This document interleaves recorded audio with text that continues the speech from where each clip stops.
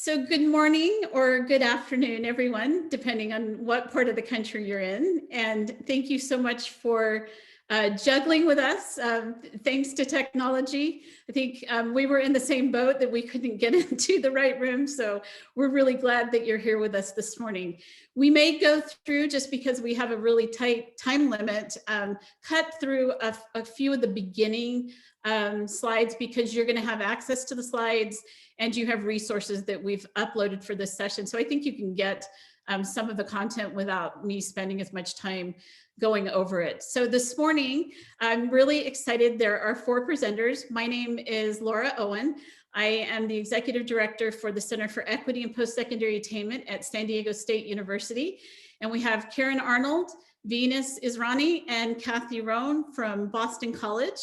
I am going to let each of them introduce themselves a little bit when they get to their part of the presentation today, but we're really excited to join you this morning.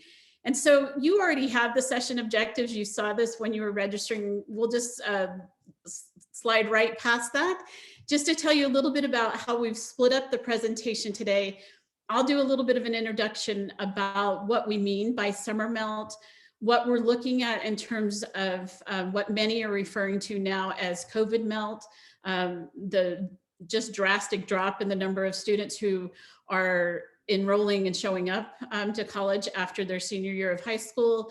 I'm going to tell you a little bit about a national summer melt intervention that we all worked on. I'm going to tell you about the Texas side of the intervention, and then Karen, Venus, and Kathy are all going to talk about the national virtual advising side of this intervention.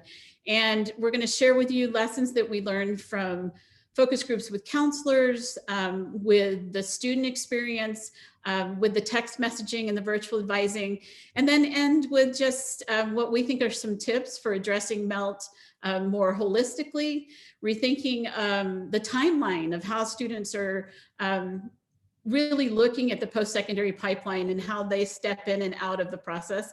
And then a little bit about a College Counseling Now campaign that we're working on.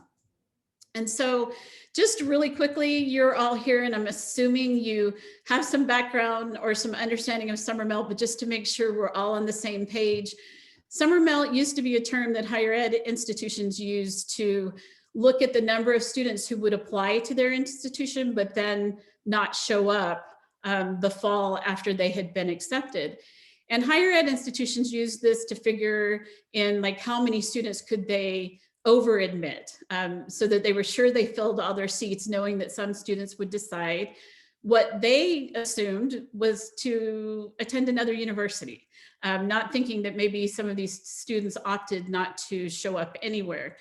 Well, in around 2009, 2010, Karen Arnold and Ben Castleman started doing some work in Providence, Rhode Island, and actually looked at this issue of MELT in a different context. And what they started looking at was how many students are actually intending to enroll, put down deposits, but don't show up anywhere the fall after their high school graduation. And so this has become pretty much a lot of national work that's been really focused on looking at this issue of MELT. I think there's been some surprises at the number of students.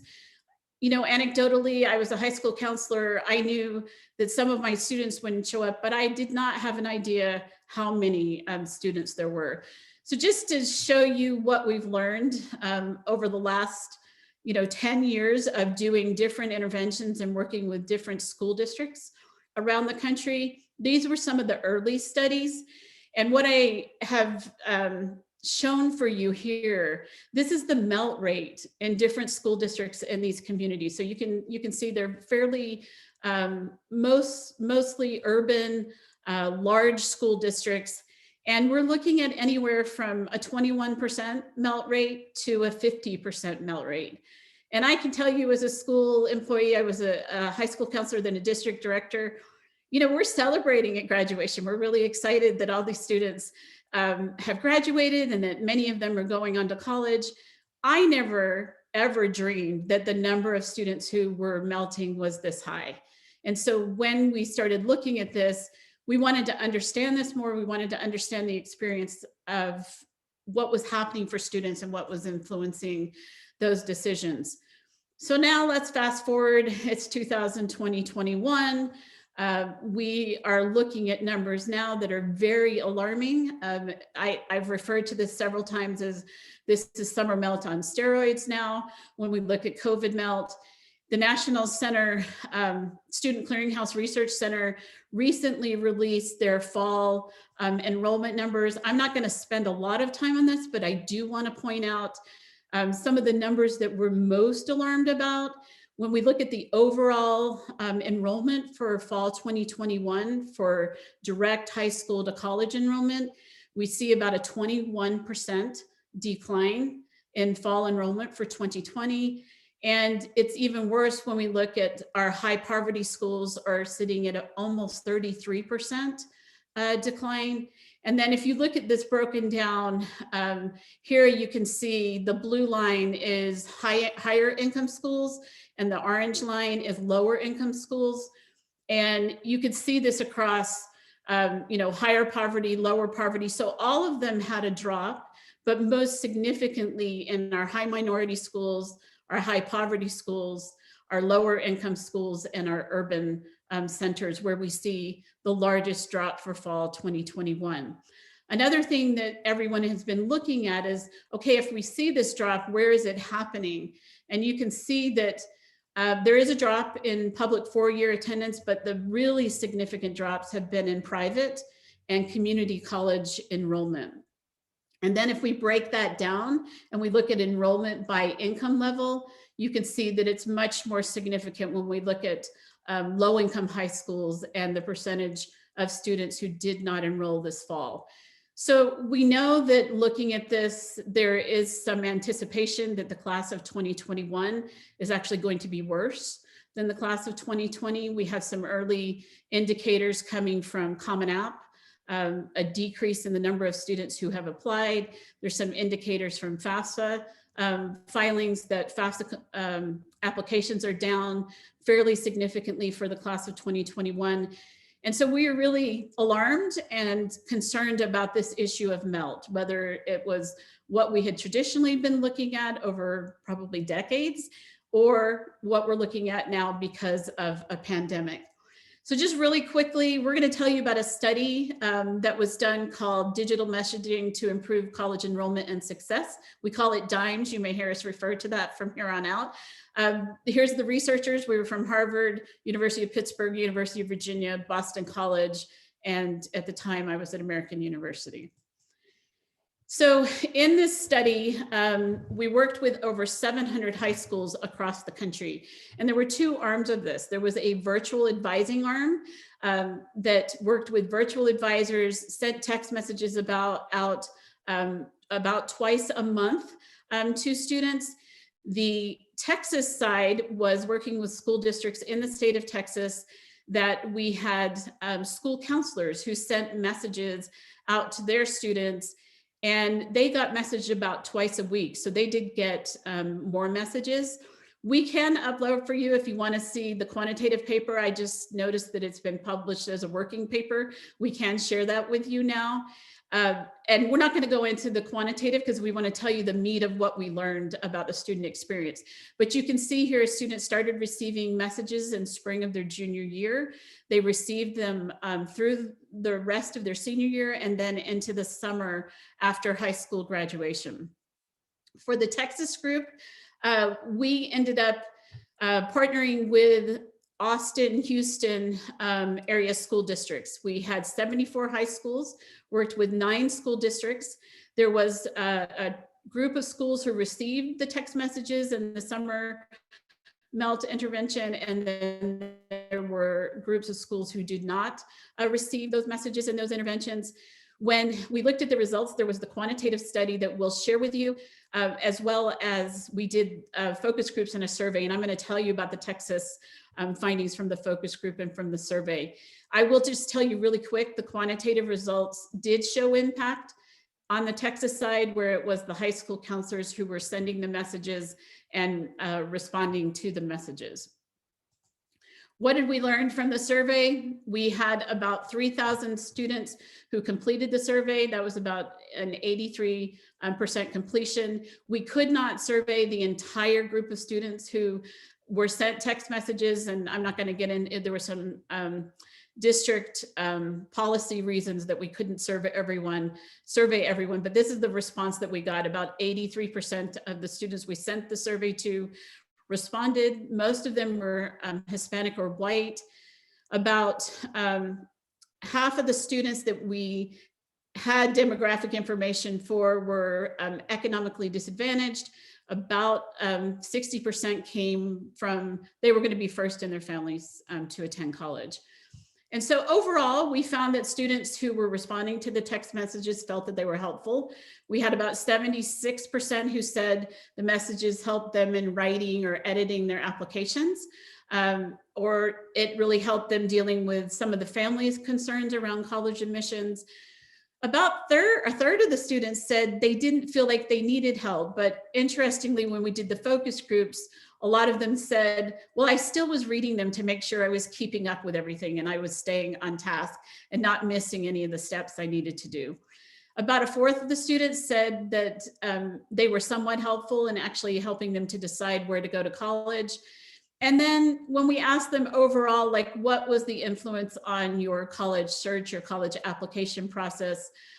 We got about a third who said it influenced them some, and we got about a third who said there was no influence. So we had some mixed results in our survey from our students in Texas. And even though we found significant increases in college enrollment for some of our groups, there were some students who didn't necessarily like text messaging or feel like it influenced them. When we did the focus groups with the school counselors, we found that they didn't use the text messaging as a single way of reaching out to their students. So they looked at a lot of different things. They sent letters to them to announce that they were going to be doing these text messages. They explained why the messages were going out, and maybe the messages wouldn't always align with if a student had just come in their office.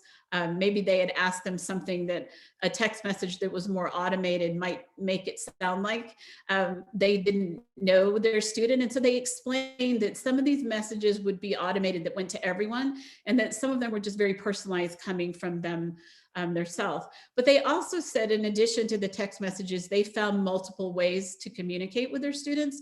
So they used emails, they put messages on the marquee, they put things in the newspaper. They also talked a lot about, in the beginning, maybe the hardest thing for the intervention was making sure they had the correct phone numbers, that was actually a big challenge for them. And they spent a lot of time going back to students and trying to make sure that they had the correct phone number. They really felt like it made a big difference for their job. So one of the things we heard repeatedly from the school counselors was it allowed them to be more efficient in their work. So they felt like they could send out the informational pieces to their students, and then they could spend more time on the direct one-on-one support and advising, because they weren't spending so much time just getting informational pieces out to their students. And you can see that some of the counselors, there was a lot of variability in this and how it was used, but there were some counselors who met one-on-one with every one of their students. They went over how the students were interacting with the messages and how they helped them, or what questions the students had about the messages. And then I just wanted to end, before I turn the time over to Karen to talk about the national study. One of the things that one of the counselors in Hutto ISD said to us was, students say that they use the phone, but they don't really use a phone. They don't talk on the phone. They don't have conversations. They don't use email. Texting is an incredible way for them to ask a short question and get a short answer back. So I think it's important to think about the context and how some students will find this really valuable in the way that they'll want to interact with texting versus maybe some other ways. So Karen, I'll let you take the national study.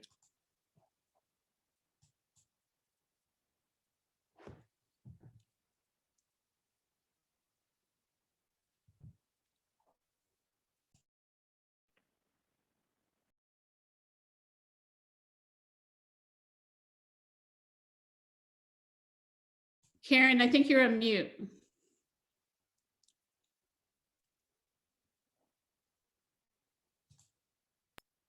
There you go. Thank you. Karen Arnold. I'm from Boston College, a faculty member in higher education. And I'm going to talk to you about the national study in which the entire college advising was done only by text message. And I'm happy to say that the two first articles from this study from our work have been published just in December. This is an open access journal. So I urge you to look. If you want the details, you will get everything you need there. So the DIMES national study grew out of summer melt research. Ben Castleman and I kind of discovered in terms of research and intervention, summer melt, and then we started doing interventions. And the first interventions that we studied, in which we employed counselors and advisors over the summer to help college accepted students get all the way to college enrollment, we found that counselors were spending 4 hours on average for every hour, locating and setting up appointments and chasing students around for every hour they actually spent talking to the student and doing the advising and counseling. So that was not cost effective. It wasn't a good use of their time. And we started experimenting with texting as the way to go. So this is kind of the outgrowth of that. It's summer melt, but it's melt in general. So this was the entire process from spring junior year of high school through the end of the summer after high school.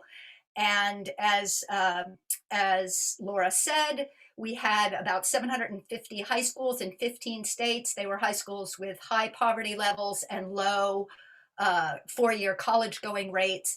We did this with the College Board so that at the point of taking the PSAT, in-school PSAT, we offered students the ability to sign up for this advising and got their cell phone numbers, divided those 70,000 students in half, a control group that for the next 15 months got a series of automated messages with tips about college. And I can tell you the answer to what happened with them. They mostly didn't get many of the tips. They didn't click in or through. And then the treatment group, which I'm going to talk about today, which was 35,000 students who got the whole thing. They got an individual advisor from the college access organization You Aspire, who was assigned to them and texted back and forth with them personally. And then Signalvine was the company that did the text message platform. And then we took the results of that and then we looked inside. Actually, we had 800,000 text messages before we were finished. And these articles are about the 350,000 messages that students sent. And we were able literally to look at those messages and figure out what it was students were doing. So here's just an example. This is actually from one of our summer melt studies of what it looks like to have a text message exchange. And you'll not be surprised that the first one's automated. And those automated messages are probably personalized. So they say, "Hi, Karen, your fall bill's due at August 7th. But then depending on what the student sends back, there might be an additional automated message or a boilerplate one, but it very soon gets into individual personalized back and forth with the advisor. So here's what we asked with those 350,000 student messages. What are they talking about? What's in there? What's the advising? What can we learn about what is happening for students? What do they know? What don't they know? Where do they need help? And then this last question, how personal are these messages? Can't we just automate them? It would be so much cheaper. How different are they? So here's what we did. And this is a little nerdy, but I'm doing it both to tell you how we found what we found and to let you know that you can do this in your schools and school districts. It's going to get easier and easier as there are canned platforms for big data in the form of unstructured text, which is what text messages are, right? So, or you can partner with a researcher like me. So you can use that on social media, you can use it on student papers. This is really a valuable thing to be able to look at large amounts of unstructured prose. So what we did, think of this as mass coding. We came up with a dictionary, not out of nowhere, out of a series of focus groups with the U Aspire advisors and from the literature. So think of this as mass coding, in which you can capture everything that students say into categories, into buckets of themes. So we separated the student text from the other ones. And so we started by excluding all the words that don't matter, a and the and between. And then we looked at the frequency of words and phrases, and we divided them into these categories. And each of these categories has subcategories. These are the two kind of highest levels. And each of them has a whole slew of associated words and phrases. You can see those categories, and we kept going until we classified at least 80% of the words and phrases. And it could be if someone said, I can't find my student award letter, that might go into financial aid, it might go into problems, so it can go into multiple things. Here's what we found. So this is, each message is the row and the topic of the message, and each column is the category that represented the largest number of messages.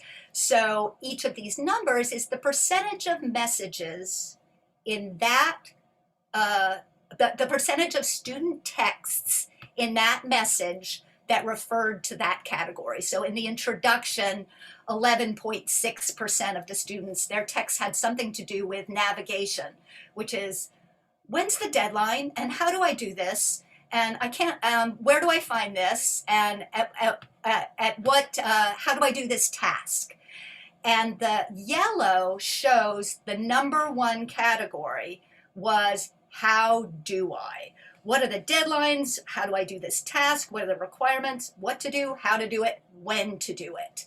A ton of that. That was really the major thing. Tons of financial, college names, but there were also relationships, relational things in there, and personalization as in individual stuff about students' different experiences. There's or problems or issues. There's a whole other way to do text mining, which is inductively, in which the machine comes up with algorithms of the associated words and phrases. And actually Venus, who's on our call, she compared the two, and they were very similar, but actually the categorization dictionary is way easier to understand, so we stuck with that. But you should know that there are all these cool things you can do with text mining. So overall, we found that automation doesn't work. The timing, the topics, the different issues that students brought up, but also, and this has been found in the larger literature on text mining, information only does not work. Advisors found that merely sending out information and terms, no matter how beautifully constituted, really didn't work. Instead, they needed to present something, explain it, unpack it, and what they called pressure test it. Does the student really understand? Has the student really followed through with the task that was said? For example, students didn't know what financial aid meant. That had to be unpacked. Loans, grants, scholarships. They were not so clear when they said they'd submitted the FAFSA. So this whole thing led to a really important advising model that shows that, yes, indeed, this can work, but it needs to be done individually and carefully and in digestible bits. So I'll end and hand over to Venus by saying that the metaphor I was left with is this, that the college-going process for these students, no misunderstanding was too small. Constantly, the smallest thing, not knowing you had to go back into the college board, the ETS portal to send your SAT score to a new place that you'd applied for, not knowing that you hadn't ever gotten a complete application at someplace you were waiting to hear whether you'd been accepted. In the end, the process is crazy complicated and difficult. Students can and do fall down at any tiny or large boulder on this minefield, might or might not be able to get up. And this text messaging is an affordable way to deal individually as well as with large groups with the entire minefield, but it doesn't change the minefield, which is one reason why overall these big text mining or these big text messaging interventions for college access are working much better on the local level than they are on the national level. It's too soon to give up, though, because of the affordability and scalability of these. So I hope you'll follow through to the articles that we've written, and I hope that you will undertake some of these and will improve them and research them together. So I'm happy to hand this over to Venus.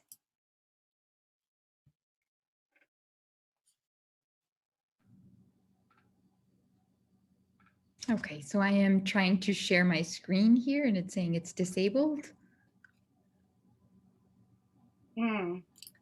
Okay, so share my slides and. Well, yeah, that works. Yeah, that sounds good. Thank you. Let me just go back here.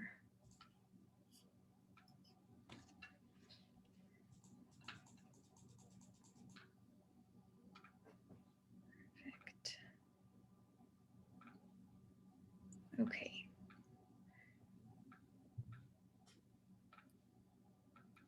Are you seeing okay, that? so yes, so hi everyone, I'm Venus. I am a fourth year PhD candidate at Boston College. It's so wonderful to be here with all of you.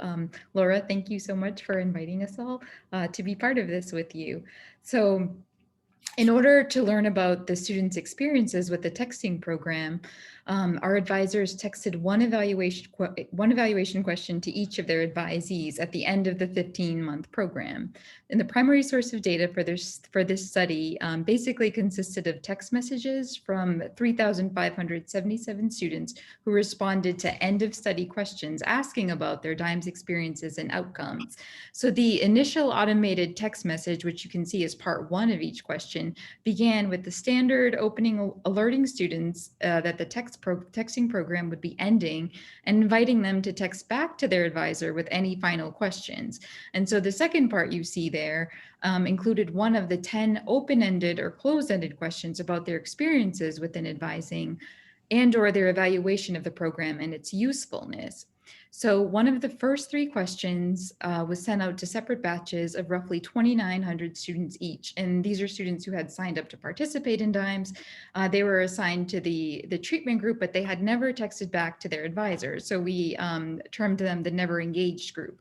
So these students who had not participated were asked whether they had read DIMES texts, why they had not responded, or what they had planned to do after graduating. One of the remaining 7 questions was sent to batches of, again, roughly 2,900 students each. So they had signed up to participate and they did text back at least once to their advisor over the course of the advising program. And so we were really interested about what they learned as a result of participating in the program, any actions they took based on advising, and how helpful they found the program. So we used a qualitative data analysis program, Hyper Research, and we separately coded the part of the text message exchange in which the student had answered questions the question that they had received, as well as the part in which they had asked additional questions or wrote about something that was unrelated to our question. So we received text message responses from 3,577 students for an overall response rate of 13%. The response rate of students who had texted their advisors at some point during DIMES was unsurprisingly higher. So this ever engaged group had texted back at 17%, while it was 4% of the never engaged group did. Interestingly, response rates were higher for closed-ended queries. For example, the yes/no questions or the numerical rating. You can see that in the slide. That would be question 4, part 2. So those were higher, response rates are higher for the closed-end questions than they were for the open-ended. And we can move to the next slide, Laura. Thank you. So approximately a quarter of the students who signed up for advising and were assigned to the treatment group never texted back to the advisor. So an important question that we were looking to answer was, how do students who signed up for the program but failed to participate explain their lack of engagement? And the students' responses can really help inform future college assistance texting interventions. And so the issues came up quite a bit. Text messaging related issues came up quite a bit throughout the intervention. So counselors received texts from non-students saying that the phone number where they had been receiving messages was incorrect and that they were not the recipient named in the message, i.e. the student. Sometimes people associated with the student, like the parent in most cases, texted back and mentioned that they had been the one receiving the messages instead of students. So this means that certain students in the treatment group were not actually receiving the messages from counselors. And it's important, with respect to this, it's important to implement extra measures to confirm aspects, seemingly small aspects, right, such as students' phone numbers before these types of programs start. A segment of participants also had essentially no idea who was texting them, even after the counselor reminded them that they had signed up for the program.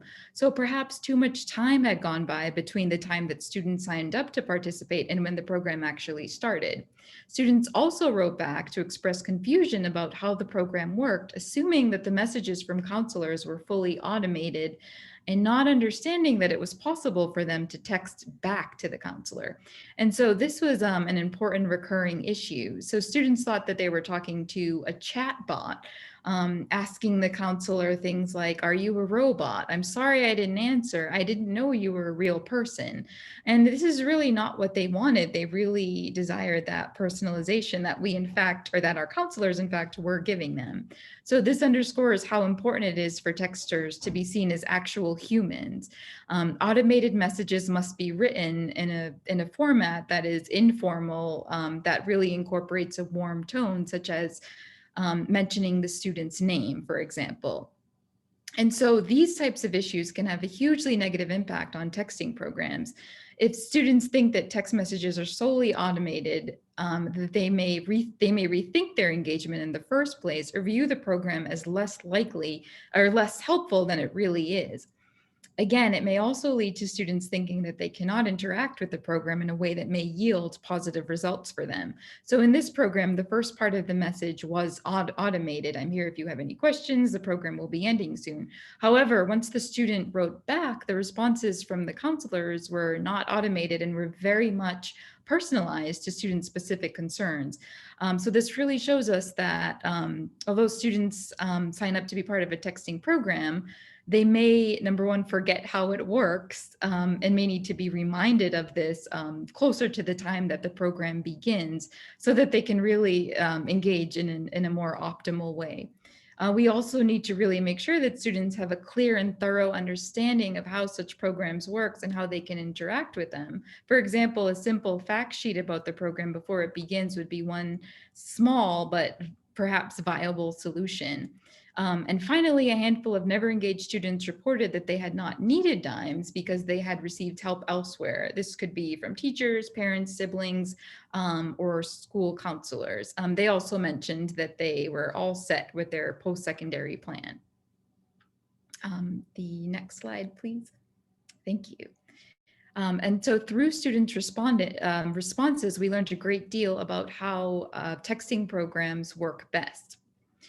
Among the students who responded to the question, how would you recommend this texting program to the next class of seniors, 92% who responded to that query responded yes.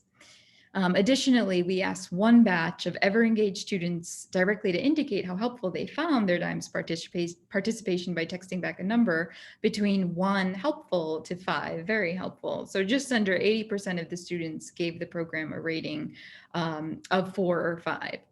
And so the majority of students' comments about program effects fell into 2 categories: financial aid and negotiating processes. So most frequent were comments in which students said that DIMES advising had helped them understand how financial aid works. For example, what it is, how to figure out if they are eligible, how to apply, what different terms mean, understanding different types of aid.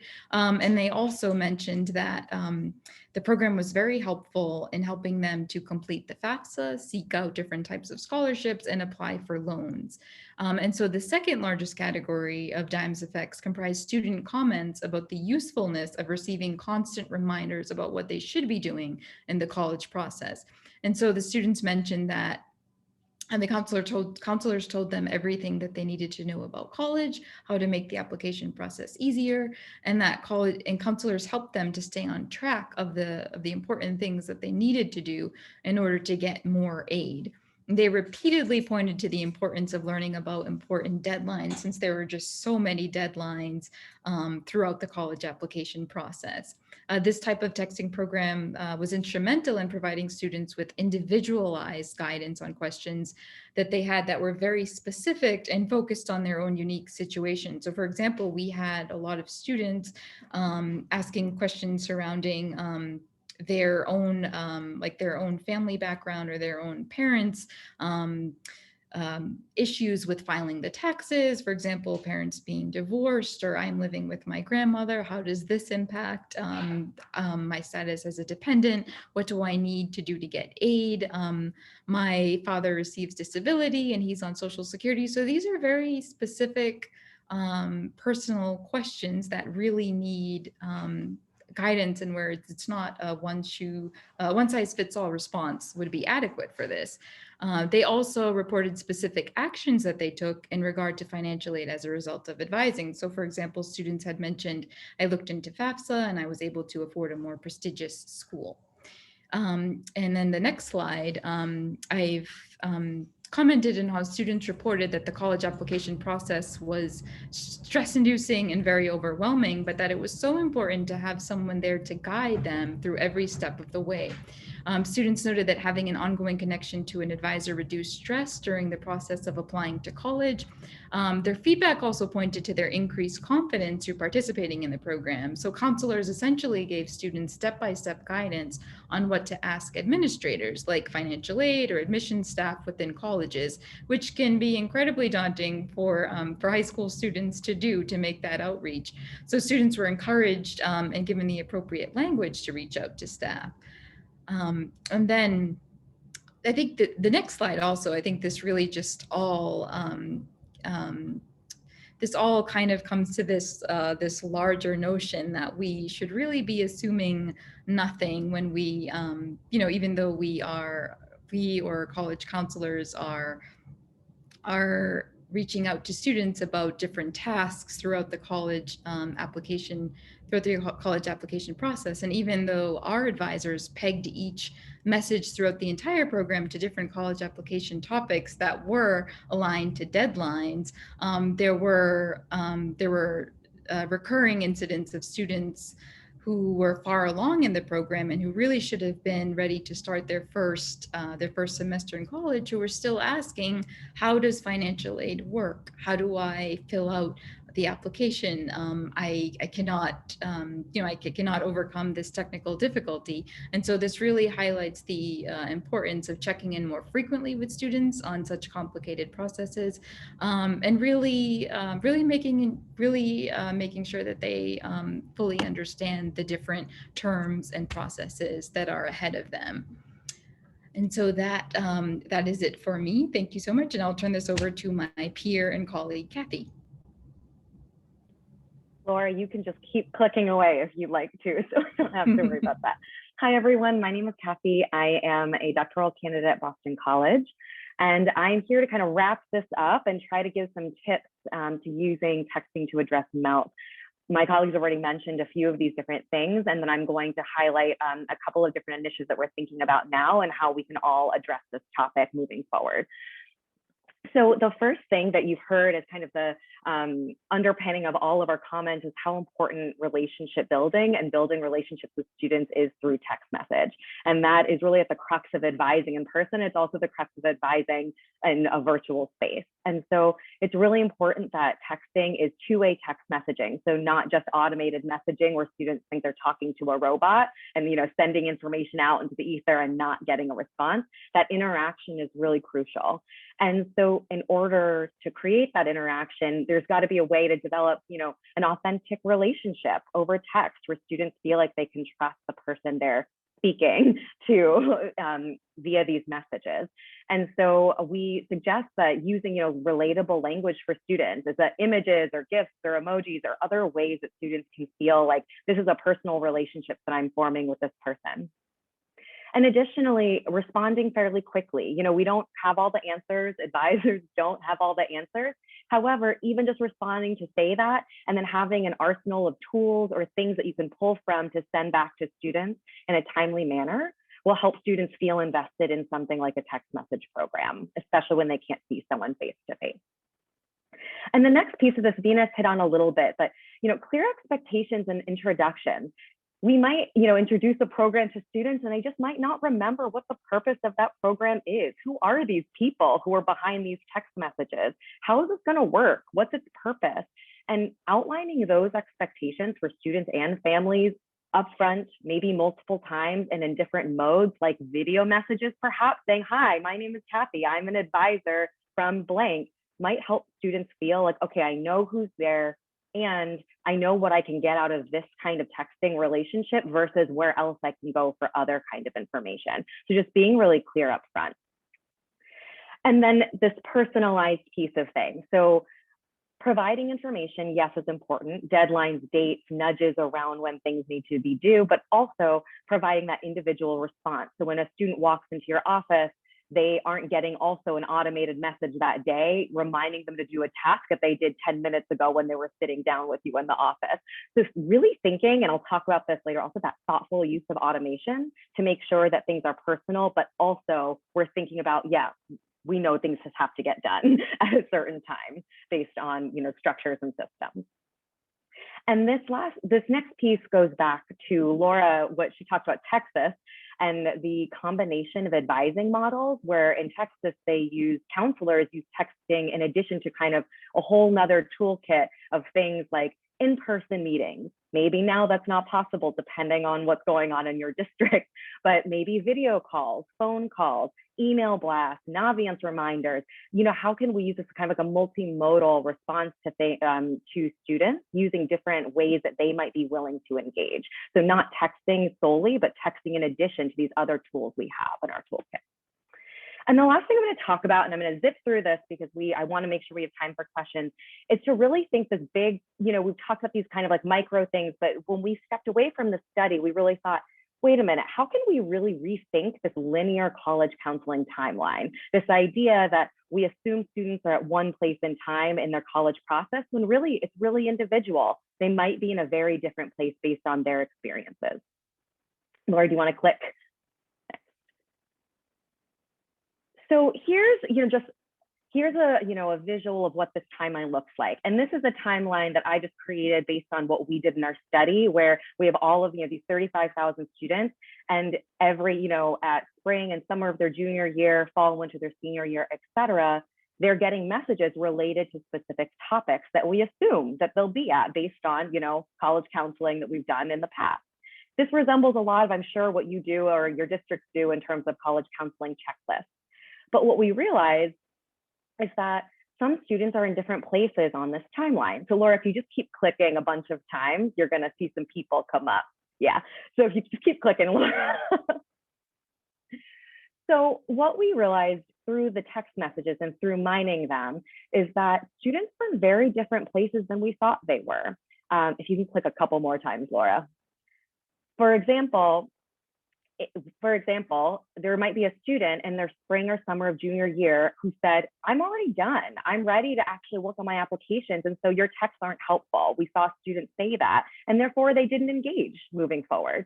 Or we saw some students, and this speaks to the summer melt concern, who were right in the summer before college, and they say, I still have issues with my FAFSA. I got selected for FAFSA verification. What does that mean? And I don't know who to go to for FAFSA verification. So they were more of like in the beginning of their fall semester senior year saying like they're almost like stepping back into their fall semester senior year when we talked about filling out the FAFSA, but they were right about to go to college. So what happens with those students? And so as we think about rethinking the timeline, we have some questions to consider as professionals and as those who really want to support these students. You're good to click through, Laura. That's okay, you can keep going. And so these are some things that we urge all of us to consider when we're rethinking this linear timeline, that it's more of a cycle. What topics are continuously coming up for your students? Financial aid is the issue that keeps coming up. Then how can we think about providing targeted programming for these topics multiple times a year, perhaps? How can we proactively prepare for that? How can we have that toolkit or re-give those presentations maybe in the spring, even though we think October is really the time we think about the FAFSA because that's when it opens up. And then how can we reconceive this college advising timeline as not just being like time-based or stuck to a calendar, but thinking about student-based where they're individually and topically based, which topics are going to keep coming up, like navigating processes. So we've really been thinking about, okay, how can we readjust this timeline into something that actually works for students and counselors? And then really, how can we do this to address MELT? And so all of these questions have us thinking about the different ways that we can all come together as stakeholders to readdress or address the topics that students are really having a difficult time with right now. And so that brings us to the next slide, which is, I'm going to briefly, our campaign, which is the College Counseling Now campaign, which really grew out of these studies that we worked on and what's happening in the field and the issues with the multiple pandemics that we're facing with COVID, with issues around racial justice. Students need support from multiple places and around multiple different things in order to make it through that minefield of pebbles that Karen was mentioning. If you move one thing or one thing is difficult, then it's going to affect something else that students are dealing with in their daily lives. And so what we really need is all of our stakeholders to come together. Laura, you can just click through a bunch of times. All of our stakeholders coming together in order to discuss, like, what can we do? What solutions do we have right now to address what students are dealing with in terms of summer melt and COVID melt. And so here we've created a platform. Our website is at the bottom where we're bringing together professionals from all of these different fields to write blog posts, do webinars, and to discuss what solutions they have right now to these issues that we've talked about today, with text messaging being one thing that we can all do. And so I know we went a little over with all of our tech difficulties. We really appreciate you bearing with us. But if you have any questions, we'd love to answer any questions about the study, any of these suggestions, or if you have any ideas for College Counseling Now, what kinds of things do you in your roles want to hear about and know about so that we can actually reach out to those people that can talk about these things and bring solutions to our College Counseling Now platform. And if you want to throw things in the chat, go for it. I already see one question pop up. And if not, feel free to unmute. Okay, so we have a question from Ken. It says, how are you having the students opt in for text messaging? Are parents informed, and how are parents informed? Laura or Karen, do you want to take on that piece? I see we're both smiling.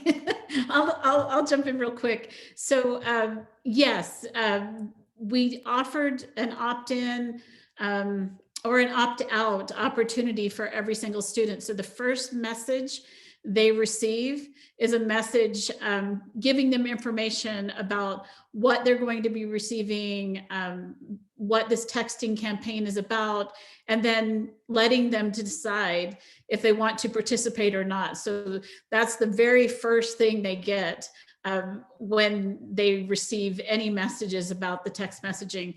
I'm also part of several text messaging programs right now, and we even do it occasionally throughout the intervention, just to make sure that students are still engaged, that we double check to make sure that they want to still be receiving the messages. And I can tell you across all of the campaigns that I've been a part of, and Karen, please jump in if yours is different, but really I've never seen the opt-out go above 8 to 10% opting out for the texting interventions. Karen, have you seen anything different than that?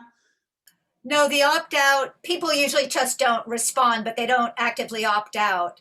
The different interventions do different ways. So the big one that I was referring to, students had the opportunity to sign up at the point of the PSAT, and College Board was our partner on that. And we also, they sent something home to the parents, but they didn't require parental permission. But parents could also opt out, as I recall. And I would say I think I've worked in about 20 different school districts now with different texting interventions with some nonprofit organizations, and it really depends on your district's policy around that. We've got an intervention that we're just getting started here in San Diego. We will actually be texting the parents as well as the students, and we'll be texting in 20 different languages to the parents. So I think it depends. It depends on how your district wants to set that up and how you can structure it. If you do need parent permission, obviously it's one more complication. It takes a little bit longer to be able to get those permissions back so that you can then text the students. I'm seeing a lot of questions now. Kathy, were you going to try to read through those, or? Yeah, I'm reading through them. So there's one suggestion about an elementary school counselor talking about how we could start this possibly earlier. I don't think that we've been a part of interventions with this text message advising for earlier grades or younger grades, but we do think that, like, start it, you know, in terms of college counseling, that's not something that starts in junior year. I think what this intervention was. So that's an idea to talk about if anyone has an ideas about starting this at an earlier grade level.